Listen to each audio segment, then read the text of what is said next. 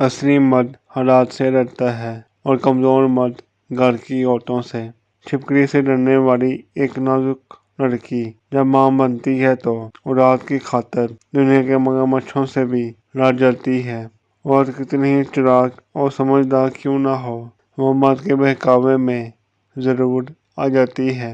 ہمارے معاشرے میں اکثر اپنے گھر کی ذہین ترین بیٹیاں اپنے سسرال میں مکار، ذہنی مریض اور نفسیاتی سائیکو کہلاتی ہیں۔ مرد بھی عجیب مخلوق ہے، جو سامنے آ جائے اس سے لاپرواہ ہو جاتا ہے، جو چھپ جائے اس سے عشق نکال لیتا ہے۔ کسی عورت کا دامن اس وقت تک پاک دیکھا جا سکتا ہے جب تک آپ دیکھنا چاہتے ہو، پھر وہ چاہے وہ عورت آپ کے گھر کی ہو یا باہر کی۔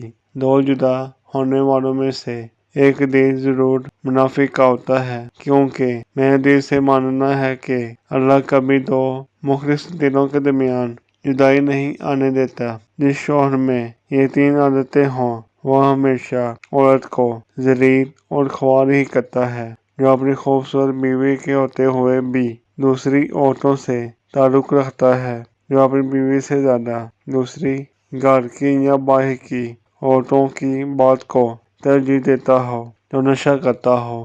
اگر دنیا کے تمام مرد اندھے ہو جائیں تب بھی عورت کو پردے کا حکم ہے، اور اگر دنیا کی تمام عورتیں پردے میں ہوں تب بھی مرد کو نظریں نیچے رکھنے کا حکم ہے۔